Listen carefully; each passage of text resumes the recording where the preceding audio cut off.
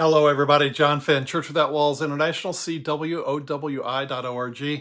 Today, talking about house church, the house churches of the New Testament. This is part of a series we're doing, and if you're watching this, you see the different categories on our channel talking about house churches, and this subject in particular, house churches in the New Testament.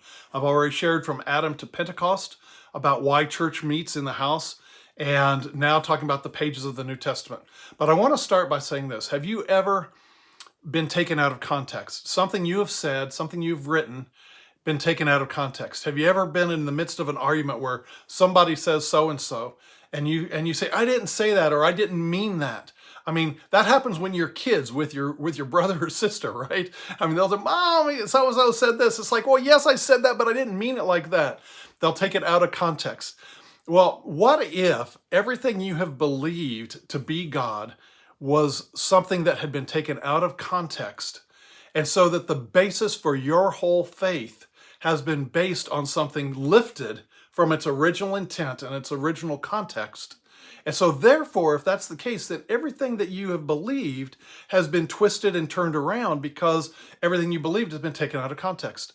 Well, folks, that is the case of millions of Christians, and millions more are waking up to that fact. And the fact of the matter is that for the first 300 or so years, the church met in homes exclusively.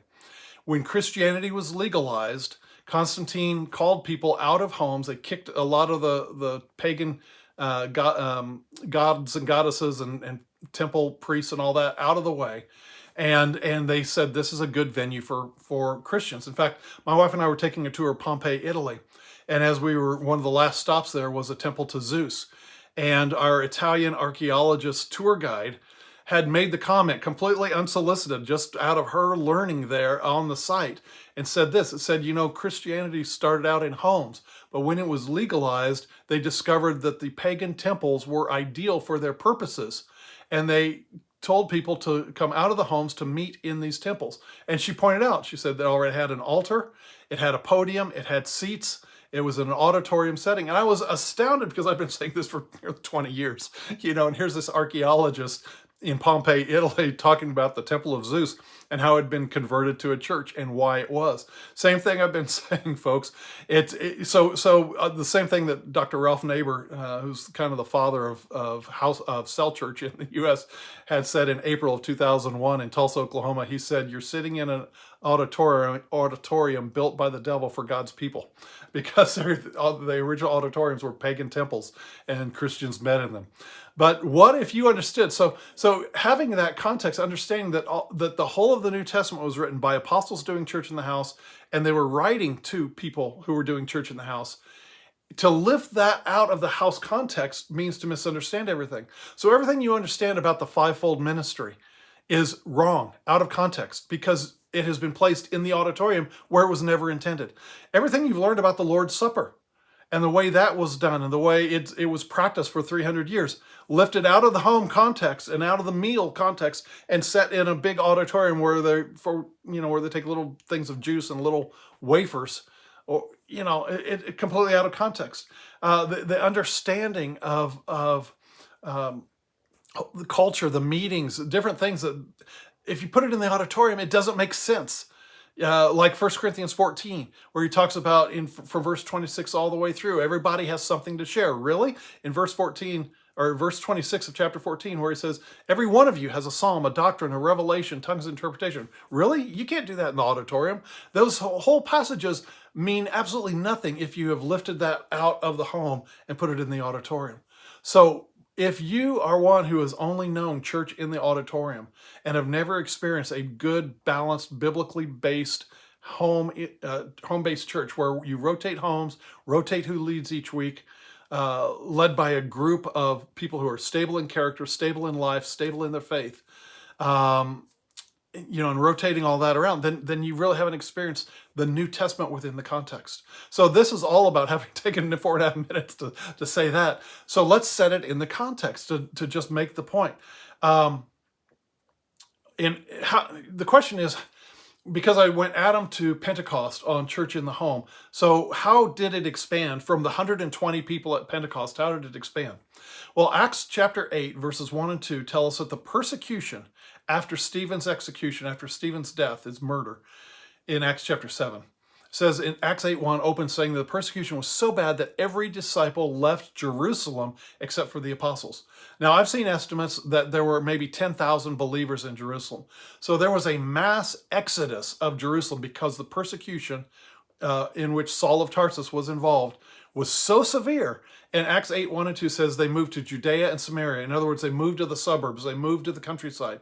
And that's why in Acts chapter 8, in that chapter, you see Philip going up to Samaria to preach to the people and also explain to the population why they suddenly have 10,000 people dumped in their laps, why people have moved in so much. And there was a lot of joy, a lot of people came to the Lord in the expansion. But then in Acts chapter 11, when you look at verses 19-30, it says this. We are told in verse 20, it says, many of those who left Jerusalem during the persecution went on to Cyprus and Cyrene, and then to Antioch. And in Antioch, they began preaching Jesus to the Greeks. So it tells us that Acts 8:1-2, while it says they moved to Judea and Samaria, it's not the complete picture, because Acts chapter 11, verses 19-30, verse 20 in particular, talks about how they went on to Cyprus and Cyrene. They didn't stop at Judea and Samaria, they moved on. And by the time they got to Antioch, which is in Syria, they started preaching to the Greeks, and many came to the Lord. And so the apostles heard about it, and they sent Barnabas to them.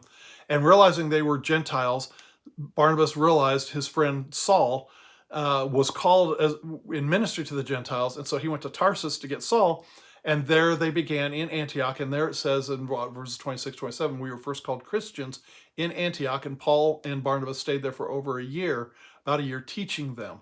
And so it goes beyond that. So when Paul is going off in his ministry, let's just examine the New Testament to see how it is. And you can see in Acts chapter 16 mentions Lydia and the church in her house. Chapter 17 opens with Thessalonica and Jason and his house. Chapter 18 talks about the church in Corinth and the church in Justus's house. And we go on in Romans. It says, writing to the church in Rome about the year 56, Paul says this, this is Romans chapter 16, verses 1-6. Greet Priscilla and Aquila and the church in their house. Now, Paul is writing his letter to the Romans, and he's saying, greet the church in their house. So when you're writing a letter and it says, greet them in the house, when you're reading Romans, you're reading a letter which was sent to Priscilla and Aquila and the church that meets in their house. Think about that. You are not eavesdropping, but you are partaking of a letter originally addressed to and opened by Aquila and Priscilla and the church in their house. When you read the letter to the Romans, yes, it was copied, yes, it was passed around to many more churches in the house, but they are to be included in that. So then we go to Ephesus, and Paul writes to the Ephesians from Corinth.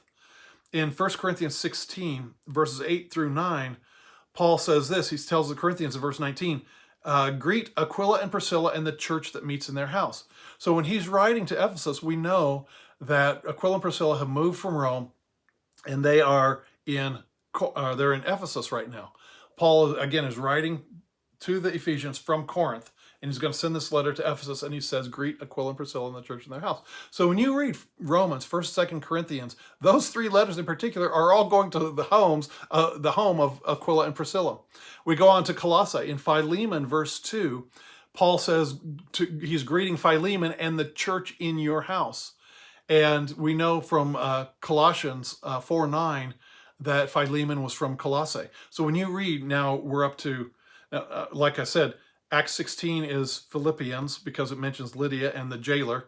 And Acts 17 is Thessalonica. So you've got Jason in his house. And we've already got, in Laodicea in Colossians 4:15 mentions a woman named Nymphas and the church in her house. So when you read Romans and Ephesians and 1st and 2nd Corinthians and 1st and 2nd Thessalonians and the Philippians and Colossians, when you read those, we have the names of the people that they were addressed to, or that were reading them. They weren't just addressed just to them, but the whole body in the community, but they were mentioned by name. So think about that. When you're reading the New Testament, and this is really what I just wanted to share to get that point across, to cause you to think. When you're reading the pages of the New Testament, when you're reading those letters, and certainly you remember the book of Revelation, it mentions the 7 churches, starting out with Ephesus, which again is Aquila and Priscilla were based there, but they weren't the only ones by any means. And you've got Philadelphia and Pergamum and Sardis and Thyatira, Laodicea is mentioned, Colossians 4:15, Nymphos and the church that meets in her house in Laodicea. So you've got Nymphos there in Laodicea. You've got Aquila and Priscilla, who were founders. Now, Book of Revelation was written years later, so they wouldn't still be there. But I'm saying that we have that connection, that we know that they went from house to house, and they grew and spread. And so when they would outgrow a house, then they, that group, because they were used to leading and rotating among themselves in the Jewish synagogue system, then they would just multiply out, and they began saturating, just filling from house to house throughout the New Testament, throughout the Roman Empire. So my point today is, as I've traced in these two videos, from Adam to Pentecost, now Pentecost through the book of Revelation, the church met in homes. And when you read the pages of the New Testament, certainly Matthew, Mark, Luke, and John were passed around among the home-based churches. That's where they met.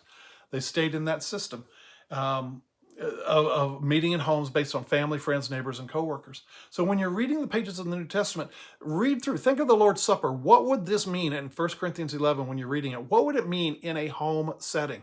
When you're reading the fivefold ministry, and what would it mean in the setting of a home, in a community where the body of Christ is located, all meeting in homes? That you would have apostles, prophets, evangelists, pastors, teachers. And also in 1 Corinthians 12, he mentions helps, governments, special miracles, special tongues, etc., etc. Put that back in the context. If you're not seeing that where you go to church, then just remember this: the next time you go to your auditorium, or the next time you stay at home and just watch church on TV or on your computer, you're taking the scripture out of context. The only applicable way, let me put it this way, the highest and best way this is applied is in the home. Because from Matthew through Revelation, it was written by people doing church in the home, and writing to people who are doing church in the home. So that hopefully educates you a little bit, and you'll see that even in 1 Corinthians 11, if you look at that, it says, some of the people they dealt with bias, they dealt with prejudice, they dealt with all sorts of things. The rich people were eating on their own and everything. They didn't want to mix with the others and have the Lord's Supper. All of those things were dealt with on a home basis. So just think about all these things, put it back in the context, and then consider finding somebody who's on the same spiritual page with you, and invest in that relationship, even if it starts with just coffee or tea somewhere to just meet and share the Lord. And then maybe if you know people, maybe invite them over for a meal some evening, talk and pray, talk about your faith, what you're doing, just get together. It's all about the relationships. It's all stemming forth from the family, the first family, Adam and Eve with the Lord in the garden, and it's flowed out from there ever since. It remains the same today all around the world. All right, God bless you. Bye-bye.